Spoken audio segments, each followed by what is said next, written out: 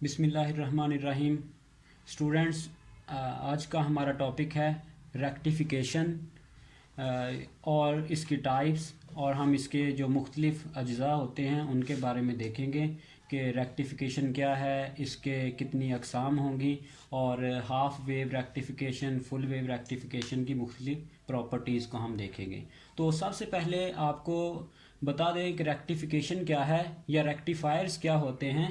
तो conversion of AC signal into DC signal.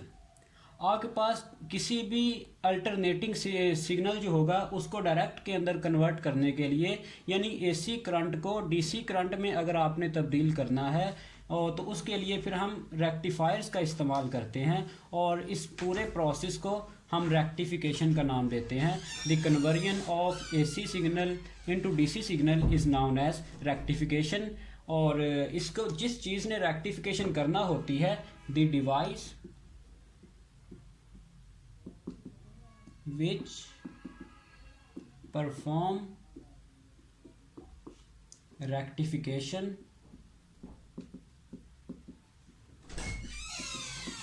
is called rectifier। वो ऐसी device जो रेक्टिफिकेशन करती है उसको हम रेक्टिफायर का नाम देते हैं। और हमने अभी तक जो देखा रेक्टिफिकेशन बेसिकली हमारे पास conversion of AC signal into DC signal होगा, और वो डिवाइस जिसने रेक्टिफिकेशन करना होती है उसको हम रेक्टिफायर का नाम देते हैं। और बेसिकली रेक्टिफिकेशन की दो टाइप्स होंगी हमारे पास। नंबर 1 हाफ वेव रेक्टिफिकेशन और नंबर 2 फुल वेव रेक्टिफिकेशन। अब हाफ वेव रेक्टिफिकेशन का मतलब क्या होता है? हाफ वेव रेक्टिफिकेशन के अंदर किसी भी अल्टरनेटिंग सिग्नल का, जैसे आप देखिए अल्टरनेटिंग सिग्नल जो है वो इस तरीके से होगा, आपके पास ये उसकी क्रस्ट, फिर ट्रफ और अगेन क्रस्ट, आपके पास इस तरीके का आपके पास एसी सिग्नल होगा। तो उसके अंदर उसको जब हम डीसी में कन्वर्ट करेंगे तो उसकी ये जो हाफ वेव है वो यूज़ होती है रेक्टिफिकेशन के लिए, बाकी जो हाफ वेव है वो उसमें यूज़ नहीं होती। यानी आधा सिग्नल जो है वो रेक्टिफाई हो जाता है, जबकि आधा सिग्नल रेक्टिफाई नहीं होता। और ये बात नहीं है कि सिर्फ क्रस्ट ने ही रेक्टिफाई होना है और ट्रफ ने नहीं होना। ऐसा भी हो सकता है कि सिर्फ ट्रफ जो है वो रेक्टिफाई होती रहे और क्रस्ट ना हो। तो ये लेकिन मतलब यही है कि आधी वेव जो है उसने रेक्टिफाई होना होता है और आधी वेव ने रेक्टिफाई नहीं होना होता। आधी वेव हमारी काम आती है और आधी वेव ज़ाया होगी। अब देखिए इसके अंदर जब यही वाला जो हमारे पास एसी सिग्नल है डीसी के अंदर बदलेगा तो आपका क्रस्ट जो है ये इस तरीके से हो जाएगा।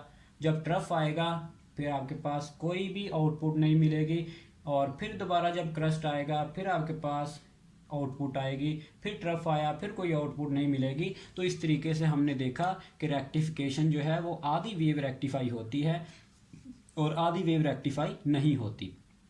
और ये भी ऐसा मुमकिन है कि हम आधी वेव जो क्रस्ट वाली है उसको रेक्टिफाई करते रहें और बाकी को ना करें। तो ये दोनों ही पॉसिबिलिटी मौजूद होती हैं। ऐसा क्यों होता है हम फर्दर लेक्चर के अंदर इसको डिटेल के साथ पढ़ेंगे।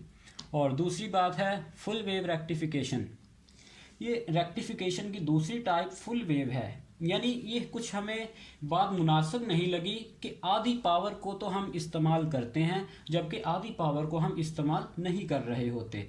तो इस चीज़ को हमने फिर ख़त्म करने के लिए फुल वेव रेक्टिफिकेशन का एक डिवाइस प्रोड्यूस करवाई कि जहाँ पर हम एक डायोड को इस्तेमाल करते हैं वहाँ पर 2 को या 4 डायोड को इस्तेमाल करके हम फुल वेव रेक्टिफिकेशन बनाते हैं। अगर इसी चीज़ का ये पूरे सिग्नल एसी सिग्नल को हम डीसी के अंदर ऐसे बदलें तो जब आप इसकी फुल वेव रेक्टिफिकेशन देखोगे तो वो कुछ इस तरीके से होगी, ऐसे।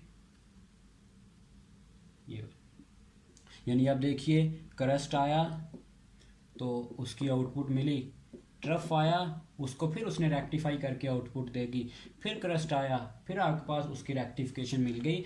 तो हम इसकी सादा तरीन जो डेफिनेशन वो बनाएंगे कि half wave rectification is the type of rectification in which half of the signal is used. और फुल वेव रेक्टिफिकेशन में हम कहेंगे such a rectification in which both both signals या both crest and trough of the signal are use for the rectification. तो जिसके अंदर दोनों ही पार्ट ऑफ द वेव को हम इस्तेमाल करते हैं वो फुल वेव रेक्टिफिकेशन, और जिसमें हम सिर्फ एक को करते हैं वो हाफ वेव रेक्टिफिकेशन है। अभी हम देखेंगे, first of all we will discuss half wave rectification in detail process. हमने हाफ वेव रेक्टिफिकेशन को देखना है कि हाफ वेव रेक्टिफिकेशन किस तरीके से हमें आउटपुट देती है। उसके लिए हमने इसकी एक डायोड डायग्राम बना ली है। डायोड, आपको रेक्टिफिकेशन पढ़ने से पहले दो चीज़ों का पता होना बहुत ज़रूरी है। नंबर 1 फॉरवर्ड बाइस्ड और number 2 reverse biased. Forward biased का मतलब ये होता है कि अगर आप किसी डायोड के दो आपके पास जो होते हैं टाइप हिस्से कॉर्नर, आप उनको कह सकते हो P और N। अगर डायोड का P टाइप जो है वो बैटरी या किसी भी आपकी इनपुट के पॉजिटिव टर्मिनल के साथ अटैच हो जाए और N जो है वो नेगेटिव टर्मिनल के साथ अटैच हो जाए, तो हम कहते हैं कि वो जो आपकी बाइजिंग हुई है वो फॉरवर्ड बाइस्ड कंडीशन में है। आपका रेक्टिफायर जो है वो फॉरवर्ड बाइस्ड में डायोड है। और दूसरी है रिवर्स बाइस्ड। अगर P टाइप नेगेटिव के साथ और N पॉजिटिव के साथ कनेक्ट हो जाए तो उसको रिवर्स बाइस्ड का नाम दिया जाता है, और इसके लिए आपको आउटपुट नहीं मिलती, करंट नहीं मिलता। तो आपने ये चीज़ माइंड में रखनी है कि फॉरवर्ड बाइस्ड के अंदर फॉरवर्ड बाइस्ड के अंदर आपका किस तरीके से उसको जोड़ा जाता है और आउटपुट मिलती है, रिवर्स बाइस्ड के अंदर आउटपुट नहीं मिलती। तो आइए इस चीज़ को ज़रा हम हाफ वेव रेक्टिफिकेशन के ऊपर लगाते हैं और इसको पढ़ने की कोशिश करते हैं। देखिए, हमने एक डायग्राम बना ली हाफ वेव रेक्टिफिकेशन, और इस तरीके से आपने ये चीज़ देखी होगी कि जब भी वो इनपुट देते हैं तो वहाँ पर इस तरीके की सिंबल लगा देते हैं। इसका मतलब ये होता है कि सबसे पहले वो ट्रांसफॉर्मर लगाते हैं। अब ट्रांसफॉर्मर लगा के फिर उसको इनपुट दी जाती है। वो इनपुट जो है बैटरी AC सोर्स होता है, उस AC सोर्स को हम डायोड के साथ लगाते हैं। अब आपको थोड़ा सा इसमें कॉन्सेप्ट बता दूं कि ट्रांसफॉर्मर ही क्यों, आपके सबसे पहले आपने बड़ी दफ़ा पढ़ा होगा कि पहले ट्रांसफॉर्मर लगाया जाता है। तो ऐसा क्यों है? फॉर एग्जांपल देखिए, हमारे पास पीछे जो इनपुट आ रही है वो है 220 वोल्ट। अब 220 वोल्ट जो है, हम उसको पहले ही जितनी हमें वोल्टेज डिज़ायर होती है हम उसमें ट्रांसफार्मर की मदद से स्टेप डाउन ट्रांसफार्मर या स्टेप अप ट्रांसफार्मर को इस्तेमाल करके उसको कन्वर्ट कर लेते हैं। यानी 220 वोल्ट को हमने 12 वोल्ट में तब्दील कर लिया। लेकिन 12 वोल्ट कौन सा? AC सिग्नल का। अगर ऐसा ना किया जाए, यानी हम ट्रांसफार्मर नहीं लगाते, उसको कम नहीं करते, हम 220 वोल्ट ही AC का देते हैं, तो इसमें कोई शक नहीं है कि 220 AC का 220 DC में कन्वर्ट हो जाएगा। लेकिन जब वो DC के अंदर एक बार कन्वर्ट हो गया तब आप उसको DC के ऊपर जो ट्रांसफार्मर है वो ऑपरेट नहीं करता। तो जब DC पे ट्रांसफार्मर ऑपरेट नहीं करता, इसका मतलब आप कभी भी 220 वोल्ट को जो 12 वोल्ट में नहीं बना सकते। तो इसका मतलब ये हुआ कि हम पहले ही 220 AC को 12 में, 9 में, 6 में, किसी भी AC के अंदर पहले उसको बदलते हैं, बाद में उसको रेक्टिफाई DC के अंदर बदल लेते हैं, क्योंकि हमें पता है कि एक दफ़ा जब वो DC में चला गया फिर हम उसकी वोल्टेज में चेंजिंग नहीं कर सकते। तो हमें जितनी वोल्टेज चाहिए होती है हम ट्रांसफार्मर की मदद से उतनी उसमें चेंजिंग पैदा कर लेते हैं और बाद में उसको रेक्टिफायर को देते हैं। तो हमारे पास ये एक AC सिग्नल है। AC सिग्नल आपके पास इस फॉर्म में होगा। मैं ट्रांसफार्मर के सिंबल को यहाँ से रेज करता हूँ और यहाँ पे एक AC सिग्नल बना देता हूँ ऐसे। ये एक AC सिग्नल है। देखिए यहाँ पे उसका क्रस्ट आपको मिलेगा और ये वाला ट्रफ है, और ये हम किसको दे रहे हैं? इस पूरे रेक्टिफायर को। अब यहाँ पर क्या होगा, जब ये क्रस्ट गुजरेगा यानी इनपुट के तौर पे, तो ये पॉजिटिव टर्मिनल और ये होगा नेगेटिव टर्मिनल। इसका मतलब ये होता है कि P टाइप जो होगा, ये P टाइप किसके साथ कनेक्शन में चला गया?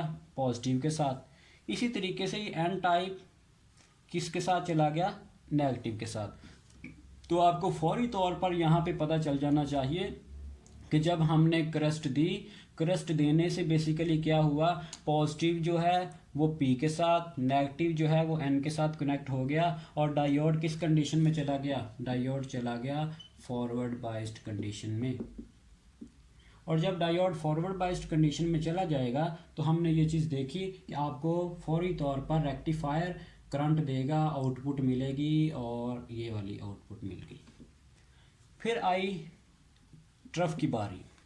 जब ट्रफ की बारी आती है तो एसी सिग्नल की पोलैरिटी फौरी तौर पर चेंज हो जाती है और ये वाली चला गया अब नेगेटिव पे और ये वाला चला गया अब पॉजिटिव पे। तो एक्चुअली देखिए जब ये नेगेटिव पे चला गया तो अब नेगेटिव का कनेक्शन P टाइप के साथ हो गया, पॉजिटिव का कनेक्शन जो है वो N टाइप के साथ हो गया। पॉजिटिव का कनेक्शन N के साथ, नेगेटिव टर्मिनल का कनेक्शन P के साथ। इसका मतलब ये हुआ कि अब हमारा जो डायोड है वो किस में चला गया, रिवर्स बाइस्ड कंडीशन में।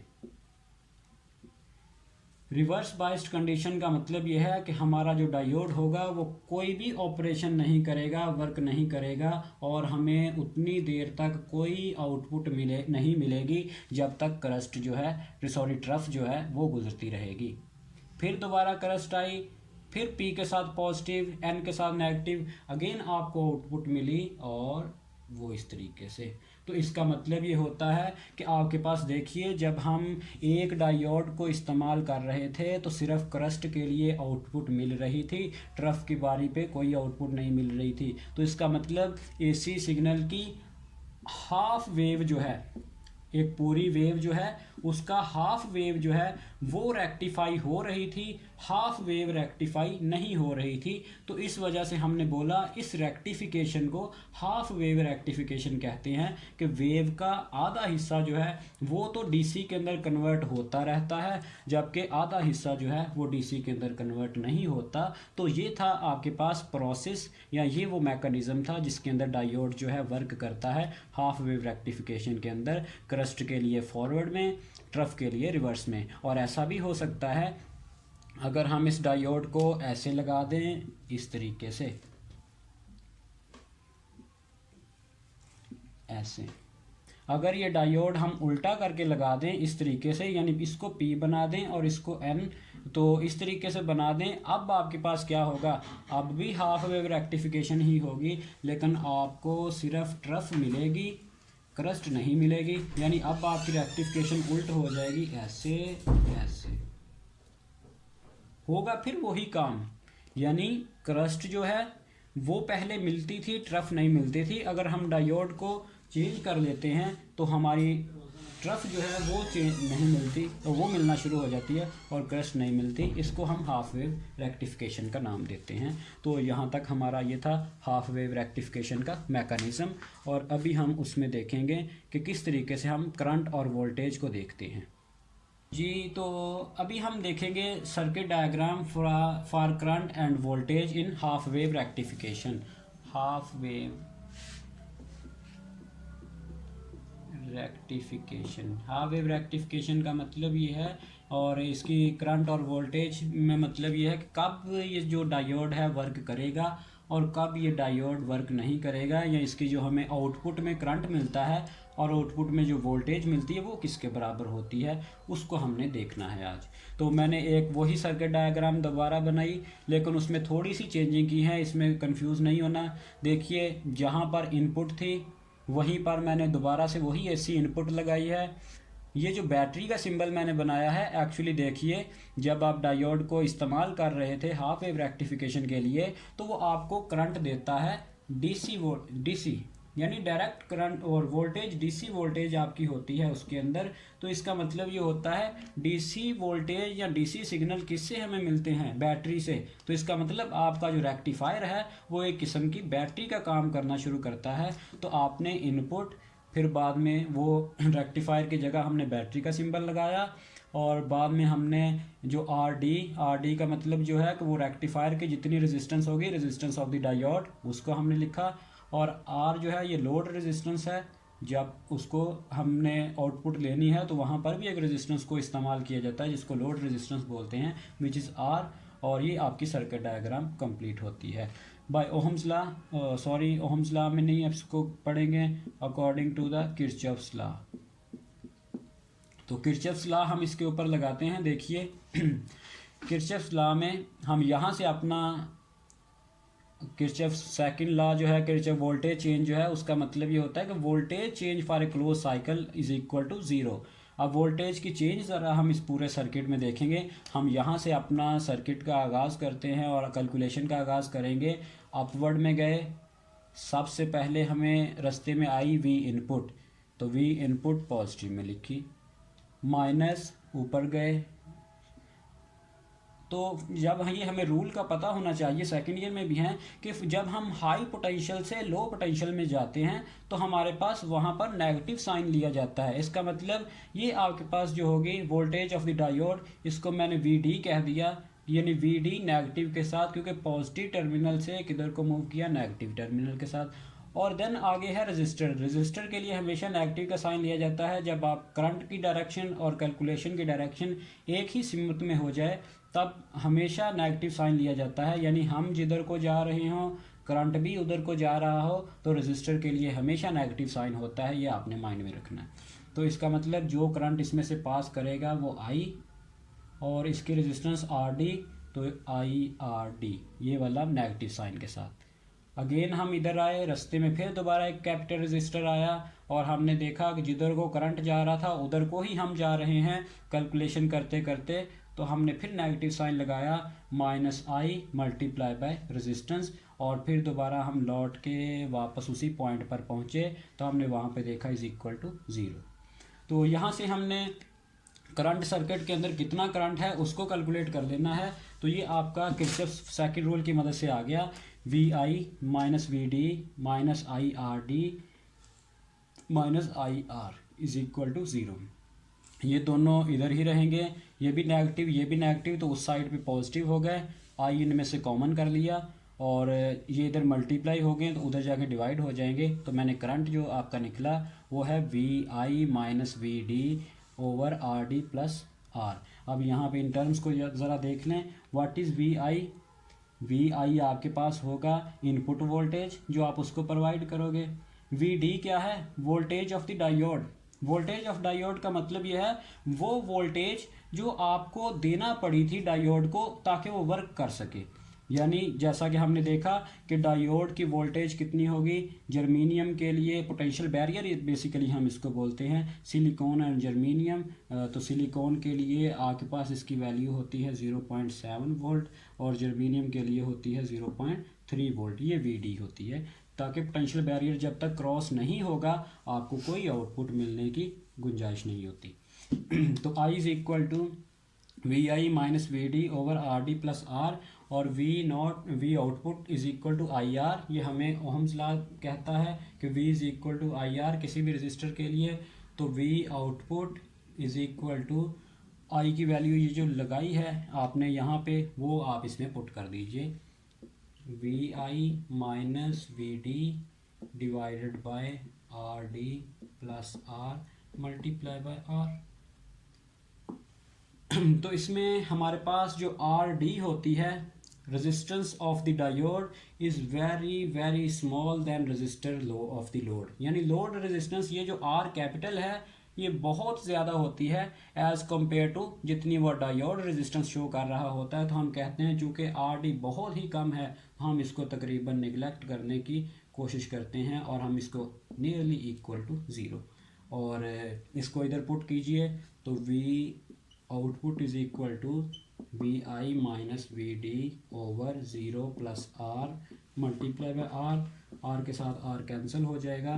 तो V output is equal to V input minus V D. अब इसमें आप एक चीज़ नोट कीजिए, आउटपुट जो है बराबर होती है इनपुट माइनस वी डी। यानी अगर आपने जो वोल्टेज जो है वो 12 आउटपुट, अगर इनपुट जो है वो आपकी 12 वोल्ट है और उसका आपने सिलिकॉन यूज़ किया हुआ है, तो सिलिकॉन का voltage of the potential barrier वो होती है 0.7 वोल्ट। तो इसका मतलब जो आपको आउटपुट मिलेगी वो 11.3 वोल्ट मिलेगी। यानी पहले आपको जो भी आप इनपुट देते हो तो पहले आपको उसका पोटेंशियल बैरियर क्रॉस करना पड़ता है, बाद में कहीं जाके वो आपके पास वोल्टेज आउटपुट में मिलती है। इसको समझने के लिए आपके पास एक बहुत अच्छा कंसेप्ट फोटो इलेक्ट्रिक इफेक्ट का भी होता है कि जब यहाँ पर एक इलेक्ट्रॉन होता है, इसको निकालने के लिए अगर हम बाहर से 500 इलेक्ट्रॉन वोल्ट एनर्जी अगर देते हैं तो 500 इलेक्ट्रॉन वोल्ट में से 100 जो है वो ज़ाया होगी इसका जो आपके पास वर्क फंक्शन करने के लिए, और 400 के साथ ये बाहर निकलेगा। तो सेम यही चीज़ यहाँ पर भी है कि वो जो 500 में से वो जो आपको ज़ाया करना पड़ा उसको निकालने के लिए वो माइनस होगा। तो यहाँ पर भी यही चीज़ है कि जितना आप इनपुट देते हो आउटपुट जो है वो पोटेंशियल बैरियर को माइनस करके आपको मिलेगी। पहले आपको पोटेंशियल बैरियर क्रॉस करना पड़ता है, बाद में जाके कहीं आपको आउटपुट मिलने की जो है वो गुंजाइश पैदा होती है। तो इसको हमने ये देखा वोल्टेज ऑफ द रेक्टिफायर और हमने देखा करंट इन द रेक्टिफायर। तो ये आपके पास था कि कितनी वोल्टेज हम हासिल करते हैं और कितना करंट हम हाफ वेव रेक्टिफायर में हासिल करते हैं। अभी हम देखेंगे एवरेज वोल्टेज और average current half wave rectification में। देखेंगे average output voltage and average current in half wave rectification. यानी हाफ वेव रेक्टिफिकेशन के अंदर एवरेज आउटपुट जो वोल्टेज की एवरेज हमें मिलती है और जो करंट की एवरेज हमें मिलेगी हम उसको देखेंगे वो कितनी होती है। क्योंकि हमने देखा था हाफ वेव रेक्टिफिकेशन के अंदर बेसिकली क्या होता है कि आपके पास ये जो एसी सिग्नल है वो डीसी के अंदर बदल रहा होता है, तो उसके अंदर हाफ उसकी वेव जो है वो आपको मिलती है, हाफ वेव नहीं मिलती, फिर हाफ मिलती है, फिर हाफ वेव नहीं मिलती। तो हमने एक एवरेज निकालना चाहिए कि अच्छा इस जो आउटपुट हमें मिल रही है उस आउटपुट की कोई एवरेज भी तो निकाल के देखते हैं ना कि कितनी का हमें जो उसकी वोल्टेज है वो मिल सकती है। तो हमने ये चीज़ देखी और एवरेज वोल्टेज निकालने की कोशिश की। अब एवरेज वोल्टेज के लिए हमने फार्मूला लिखा V average is equal to 0 to 2 pi, क्योंकि एक पूरी वेव्स जो होती है उसमें क्रस्ट भी था, 0 से लेकर पाई तक क्रस्ट था और पाई से लेकर 2 पाई तक उसमें ट्रफ होता है। तो इसका मतलब यह है पूरी वेवलेंथ लैम्डा के लिए 0 से 2 पाई तक हमने उसको इंटीग्रेट कर लिया और V output D omega T उसका फेज़ है जितने फेज़ के साथ वो चल रही होती है। वी आउटपुट जो है वो हमें पता है वी एम यानी मैक्सिमम वोल्टेज, क्योंकि V is equal to V M sine omega T के बराबर होती है। ये किसी भी एसी सिग्नल का वोल्टेज वैल्यू है और I is equal to I naught या आई मैक्सिमम उसको बोल सकते हैं और साइन ओमेगा टी। ये आपके पास रजिस्टर के लिए डायोड या रजिस्टर के लिए जो भी हो उसके लिए एसी सिग्नल के लिए वोल्टेज की इक्वेशन और ये करंट की इक्वेशन होती है। इसी को हमने यूज़ किया और वी आउटपुट की जगह हमने लिखा we maximum sine omega T D omega T function होगा जिसकी मदद से हम इसको इंटीग्रेट करेंगे डिवाइडेड बाय 2 पाई माइनस 0, क्योंकि 2 पाई हाई उसकी और माइनस 0 क्योंकि हम हाफ वेव रेक्टिफिकेशन के लिए ये कर रहे हैं तो इस वजह से उसको डिवाइड किया। 1/2 पाई बाहर आ गया V M sine omega T. अब हमने 2 पाई को दो हिस्सों में बना लिया, 0 से 2 पाई क्रस्ट के लिए अलग 0 से लेकर पाई तक और ट्रफ के लिए अलग पाई से लेकर 2 पाई तक। यानी हमने जो V M sine omega T D omega T है इसको क्रस्ट के लिए अलग से लिख लिया। देखिए 0 से लेकर पाई तक आपकी क्रस्ट चली है और पाई से लेकर 2 पाई तक ट्रफ चलती है। तो हमने ये चीज़ वहाँ पे नोट की कि जब तक तो क्रस्ट होती है आपको आउटपुट वोल्टेज मिलती है, जैसे ही ट्रफ गुजरी आपको आउटपुट वोल्टेज नहीं मिली। तो इसका मतलब फिर 0 से 2 पाई करने की आपको ज़रूरत ही क्या है, आप 0 से पाई तक कर लो क्योंकि तभी आउटपुट मिलती है। पाई से लेकर 2 पाई तक तो आपको कोई आउटपुट नहीं मिलती, वोल्टेज ही नहीं मिलती। तो मैंने इसको यहाँ पर 0 के साथ मार्क किया कि इसको करने की ज़रूरत नहीं है, आपको वोल्टेज 0 मिलती है। तो देखिए 1/2 pi as such V M constant है, कॉन्स्टेंट की इंटीग्रेशन नहीं होती, उसको बाहर एज सच लिख दिया। तो 0 to pi sine omega T, तो साइन का इंटीग्रेशन जो होता है वो आपके पास माइनस कॉस के बराबर होगा और उसकी लिमिट यानी minus cos of omega T multiply by omega, तो 0 से लेकर पाई तक इसकी लिमिट लगाई, तो आपके पास इसको सॉल्व करेंगे आप लोग तो आंसर आएगा 2। तो आपके पास यहाँ से फिर देख लीजिए V average is equal to V M over 2 pi multiply by 2, 2 के साथ 2 कैंसल, तो average voltage will be equal to maximum voltage divided by pi. इसको आपने एमसीक्यूज के लिए भी याद रखना है, शॉर्ट क्वेश्चन के लिए भी याद रखना है कि हाफ वेव रेक्टिफिकेशन में जो एवरेज आपको वोल्टेज, जो आउटपुट की एवरेज मिल रही होती है कि कितनी कुल मिला के कितनी की एवरेज उसकी निकलती है, वो मैक्सिमम को पाई से डिवाइड करने से आपको मिल सकती है। तो पाई होता है 3.14, 1 ओवर 3.14 करेंगे तो आपको मिलेगा 0.318 वीएम। मैक्सिमम वोल्टेज को 0.318 के साथ मल्टीप्लाई करवा दो तो आपको एक एवरेज वोल्टेज निकल आती है हाफ वेव के अंदर। तो इसी से हम एक करंट भी यहीं पे डिराइव कर लेते हैं कि फिर करंट की एवरेज कितनी होगी। आई एवरेज करंट जो होगा वो किसके बराबर होगा, तो हमने बोला उसको वही लॉ इस्तेमाल कीजिए, V is equal to I R, तो I is equal to V over R। तो इसको आपने यूज़ कर लेना है, I average is equal to V over R। तो यहाँ से V मैक्सिमम उसकी निकलेगी, यहाँ ये वाली वैल्यू उसकी पुट कर दीजिए, I average is equal to VM, ये वाली आपके पास V एवरेज की वैल्यू है VM डिवाइडेड बाय पाई, इधर पुट कर दीजिए VM डिवाइडेड बाय पाई और multiply by R।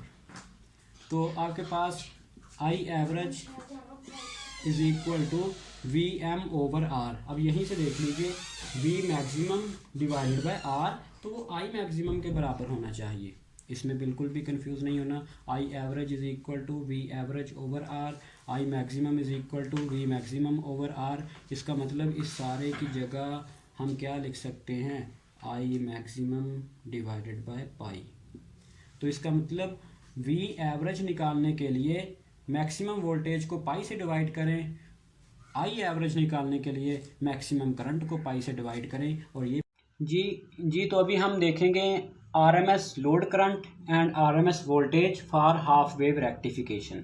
Half wave rectification के लिए जो रूट मीन स्क्वायर करंट हमें आउटपुट में मिलता है और root mean square voltage output में मिलती है, हम उसको डिराइव करेंगे। फर्स्ट ऑफ ऑल मैं यहाँ पर आपको रूट मीन स्क्वायर का थोड़ा सा कॉन्सेप्ट पहले बता दूँ कि रूट मीन स्क्वायर बेसिकली होता क्या है। तो आपके पास जो AC सिग्नल होता है इस तरीके से, आपने यहाँ पर देखा कि कभी करंट 0 पे था, कभी करंट मैक्सिमम वैल्यू पे, फिर 0 पे, फिर नेगेटिव मैक्सिमम पे, फिर 0 पे। तो हमने ये चीज़ देखी कि करंट या वोल्टेज जो AC सिग्नल के अंदर होती है वो चेंज होती रहती है, कभी 0, कभी मैक्सिमम, कभी 0, कभी नेगेटिव में मैक्सिमम, कभी 0। तो हमने कहा अच्छा फिर ये बताएं सर्किट में कितना करंट होगा, 0 के मैक्सिमम या मैक्सिमम के 0। तो इसके हमें कोई ना कोई तो वैल्यू चाहिए कि सर्किट में हमेशा कितना करंट होगा, क्योंकि ये करंट तो चेंज होता रहता है। तो हमने फिर इसका मीन लेना चाहा, तो हमने मीन जो एवरेज करंट लेने की कोशिश की, तो देखिए हमें आंसर मिला 0 plus I0 plus 0 minus I0 plus 0 divided by 5, और प्लस का 0 माइनस के 0 के साथ cancel, 0 over 5 is equal to 0। इसका मतलब ये हुआ कि जब हमने एवरेज निकाली तो हमें करंट 0 मिला, जबकि ऐसा तो बिल्कुल भी नहीं था कि सर्किट में तो करंट था। इसका मतलब फिर हमने कहा नहीं ये कोई फिनोमिना गलत है, इस तरीके से एवरेज नहीं ले सकते या आप एवरेज करंट जो है वो नहीं निकाल सकते। फिर हमने एक नया मेथड तैयार किया, हमने कहा बिल्कुल हम इस तरीके से कर सकते हैं कि 0 का भी स्क्वायर करें जनाब, आई मैक्सिमम का भी स्क्वायर करें, नेगेटिव का भी स्क्वायर। जब नेगेटिव का स्क्वायर करोगे तो वो भी क्या हो जाएगा, पॉजिटिव। इसका मतलब ये हुआ फिर हमें आंसर 0 नहीं मिलता। तो हमने बोला फिर अब अगर आपको एवरेज चाहिए तो सिंपल एवरेज नहीं निकालोगे, आप रूट मीन स्क्वायर निकालोगे। रूट मीन स्क्वायर का मतलब ये है कि पहले उसका मीन लीजिए, फिर स्क्वायर लेके मीन ले लीजिए और देन बाद में उसका रूट लें। यानी हम जो भी करंट होगा उसका स्क्वायर करेंगे और उसका रूट ले लेंगे तो उसको आरएमएस वैल्यू बोलते हैं। इसी तरीके से हमारी जो आउटपुट मिलती थी हाफ वेव रेक्टिफिकेशन के अंदर वो इस तरीके से थी, कभी ज़ीरो, कभी मैक्सिमम, कभी ज़ीरो, फिर मैक्सिमम, ज़ीरो, मैक्सिमम। तो हमने इसके लिए भी रूट मीन स्क्वायर वैल्यू को निकालना चाहा, तो उसके लिए मैंने पहले से ये डेरिवेशन लिख ली है कि I R M S is equal to √1/2 zero से 2 तक वो कंप्लीट वेव होगी, आई का स्क्वायर और अंडर रूट, यानी हमने करंट का स्क्वायर भी कर दिया और उसका अंडर रूट भी कर दिया। अब करंट की वैल्यू तो हमें पता है, मैंने आपको पहले भी बता चुका हूँ कि I is equal to I maximum sine omega T D omega T. तो हमने इसी वैल्यू को इधर लिखा, आई की जगह I am sine omega T D omega T, तो क्योंकि आई का स्क्वायर था तो I am square, maximum square और साइन स्क्वायर हो गया, 0 से 2 और 1/2 ऐसा। यानी ये पिछली ही हमने जो करंट की वैल्यू है वही पुट कर दी। और आपको ये भी पता होना चाहिए कि हाफ वेव रेक्टिफिकेशन के लिए क्रस्ट के लिए आउटपुट मिली थी, ट्रफ के लिए नहीं मिली। तो हमने 0 से लेकर पाई तक हमें आउटपुट मिली, पाई से लेकर 2 तक हमें आउटपुट नहीं मिली। तो हमने इसको 2 हिस्सों में तकसीम कर लिया। हमने बोला 1/2 भाई ऐसे ही रखो, और 0 से 2 को 0 से लेकर पाई और पाई से लेकर 2 तक हमने इसको 2 हिस्सों में तकसीम कर लिया। पाई से 2 तक तो हमें कुछ मिलने नहीं वाला आउटपुट में, तो हमने इसको 0 ख़त्म कर दिया। आई एम स्क्वायर को एज सच बाहर लिख लिया यहाँ पे, आई एम का स्क्वायर।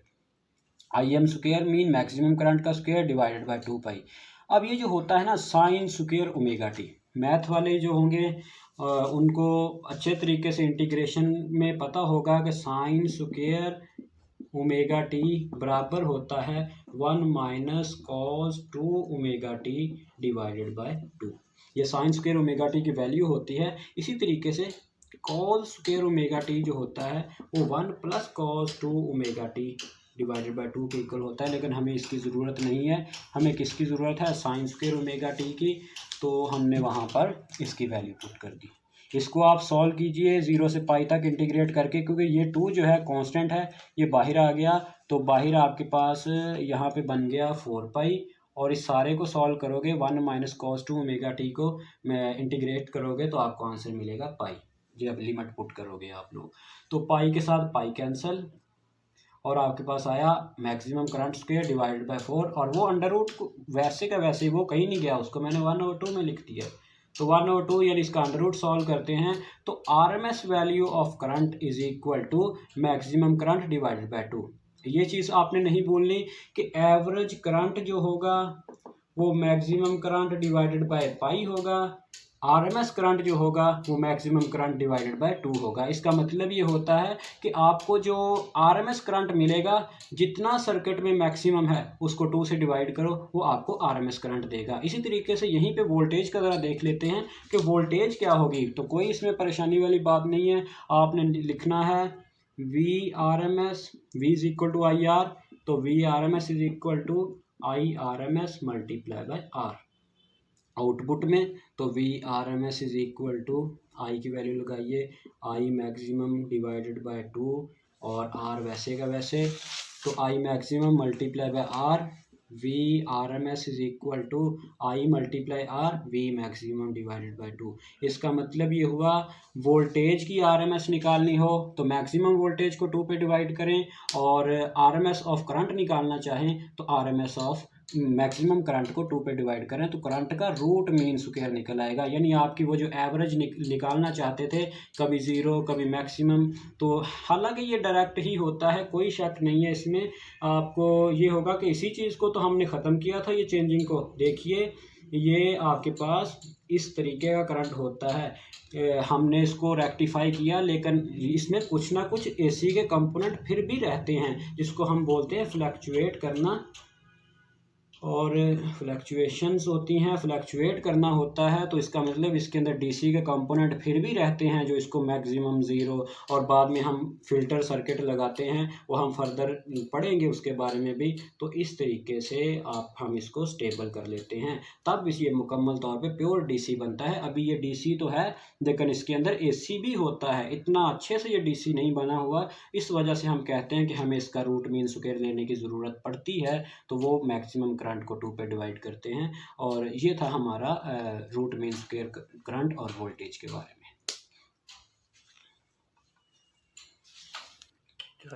जी, तो हमारा नेक्स्ट जो इसका कंपोनेंट है, हाफ वेव रेक्टिफिकेशन में ही हम चल रहे हैं। तो form factor for half wave rectification, half wave rectification के लिए फॉर्म फैक्टर जो होता है, यानी आपको ये जो डीसी वोल्टेज मिल रहा था उसका फॉर्म फैक्टर हम कितना निकाल सकते हैं, तो उसको हम देखते हैं। फॉर्म फैक्टर बेसिकली क्या है, the ratio of RMS voltage to the average voltage. जो आपने आरएमएस वोल्टेज निकाली उसको डिवाइड करवा दीजिए हम एवरेज वोल्टेज के ऊपर, तो जो आपको उसका एक अदद मिलेगा उसको फॉर्म फैक्टर कहते हैं। यानी form factor is equal to V RMS divided by V average. तो वी आरएमएस आपके पास क्या निकला था, V maximum divided by 2। V average क्या निकला था, वी मैक्सिमम डिवाइडेड बाय पाई।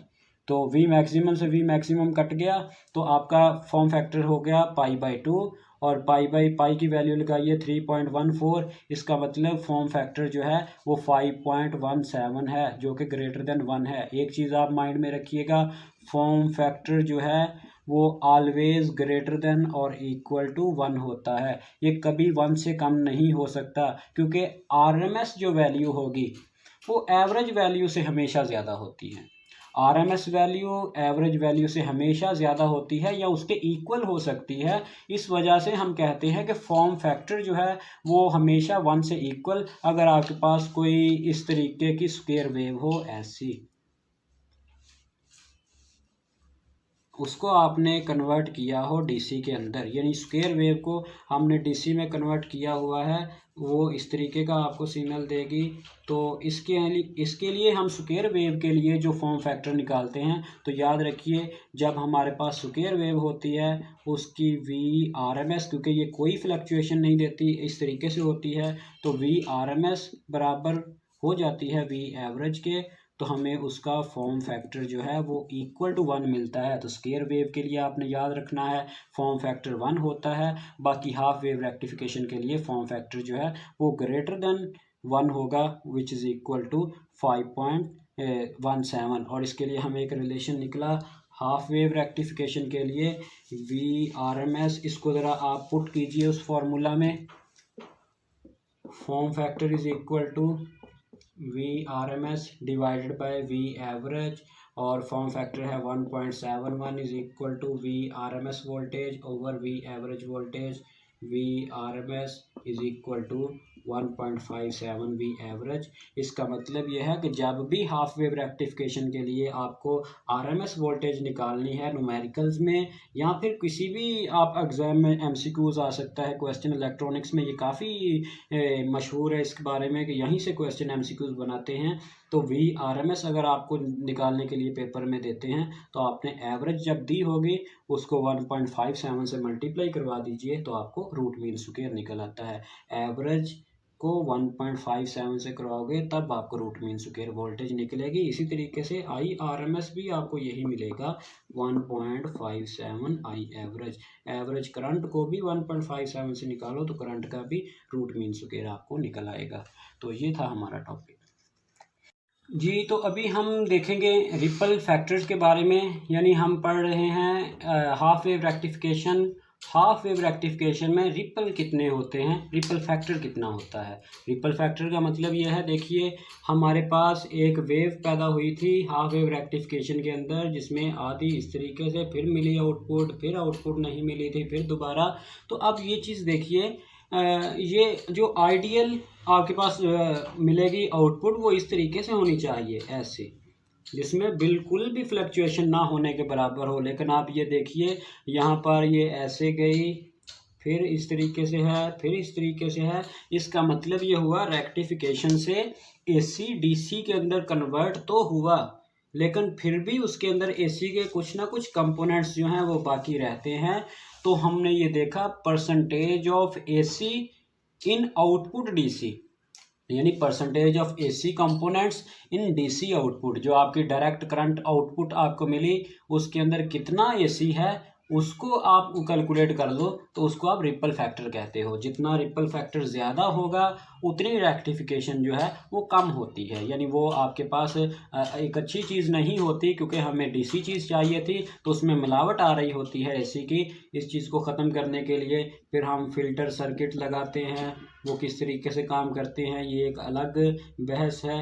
और इसमें हम पाइप फ़िल्टर और हम जो है ना वो इंडक्टर फ़िल्टर, ये मुख्तलिफ़ तरह के हम, और capacitor filter, pipe filter, inductor filter, ये फ़िल्टर की मुख्तलिफ़ अक़साम है जो हम यूज़ करके इस रिपल फैक्टर को दूर किया करते हैं। तो इसका मतलब रिपल फैक्टर जो है वो किसके बराबर होता है, RMS of the AC component in output, यानी root mean square of AC in output to the average value of current in the output. यानी आप अगर वोल्टेज की रिपल निकालना चाहते हो तो आप वोल्टेज का RMS निकाल लो और उसकी वोल्टेज की एवरेज निकाल लो, उन दोनों को आप डिवाइड कर लो तो आपके पास रिपल की वैल्यू निकल आएगी। तो आपको वैसे भी अगर RMS और एवरेज दी हो तो आप डिवाइड करो, आपको रिपल का पता चल जाएगा। लेकिन हम इसकी यहाँ पे डेरिवेशन करेंगे हाफ वेव रेक्टिफिकेशन के लिए कितना होती है। तो देखिए अभी हमने पढ़ा कि जो आपको करंट मिलेगा आउटपुट में उसके अंदर AC भी होता है, उसके अंदर DC भी होता है।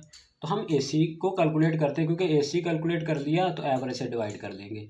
तो IAC is equal to total current minus DC current. तो IAC RMS of the AC, क्योंकि RMS जब हम निकालते हैं किसी की, RMS में हमने पढ़ा RMS इज इक्वल टू, एक तो अंडर रूट लगाना पड़ता है, दूसरा उसका स्क्वायर करना पड़ता है और फिर उसकी इंटीग्रेशन 0 से 2 पाई, और आपके पास होता है d omega t। I current की वैल्यू आपने यहाँ पर पुट कर दी। करंट होता है जी, जितना हमने करंट देखा, करंट किसके बराबर था, AC का I माइनस आई डायरेक्ट।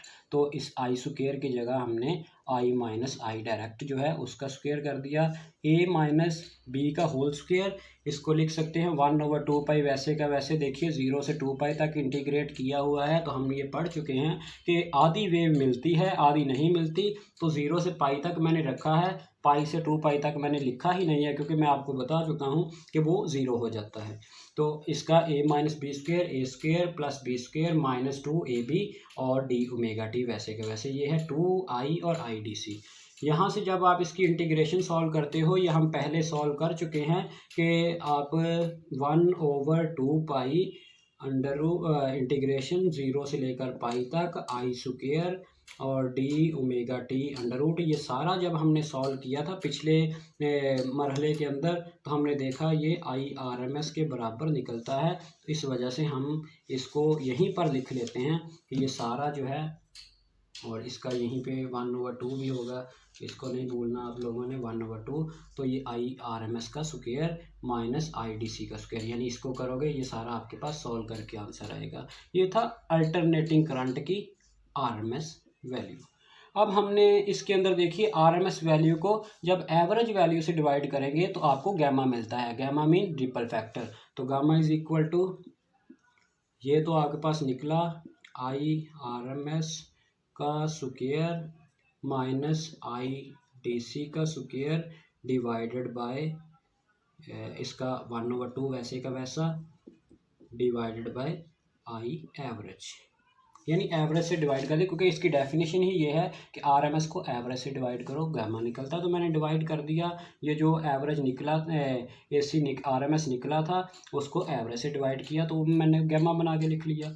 तो गामा इज इक्वल टू, इसको ज़रा आप अंडर रूट में लिख लें तो ये स्क्वायर चला जाएगा, यानी ऐसे मैंने 1/2 को अंडर रूट लिखता हूँ, IRMS का स्क्वायर डिवाइडेड बाय, ये अंडर रूट में गया तो इसका स्क्वायर हो गया, इस चीज़ को नहीं भूलना, माइनस आपके पास बनेगा एवरेज जो है, एवरेज किसकी होगी, DC की, यानी इसको आप DC लिख सकते हो, IDC का स्क्वायर डिवाइडेड बाय IDC का स्क्वायर, और इसको हाँ यानी 1/2 को अंडर रूट में, ये कैंसिल,